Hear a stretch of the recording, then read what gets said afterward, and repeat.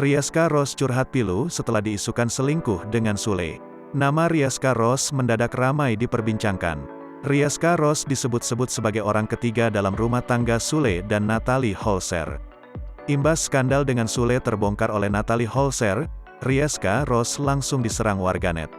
Hal tersebut berimbas pada Rieska Rose yang harus kehilangan beberapa pekerjaan lantaran batal. Rieska Rose lantas curhat ke media sosial setelah dihujat abis-abis oleh warganet. Diketahui pemilik nama lengkap Rieska Rosiana merupakan jebolan dari Akademi Fantasi Indosiar tahun 2013. Rieska Rose lahir pada tanggal 8 Juli tahun 1991 di Kota Bandung.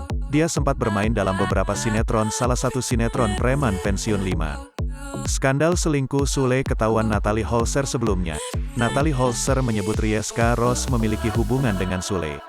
Natalie Holzer mengungkap percakapan dengan seorang pria yang menyinggung seorang wanita yang menjalin hubungan dengan Sule.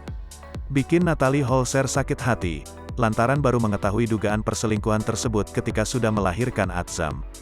Natalie mengaku dirinya masih memiliki banyak bukti lain dugaan perselingkuhan yang diduga dilakukan Sule dan Rieska Rose.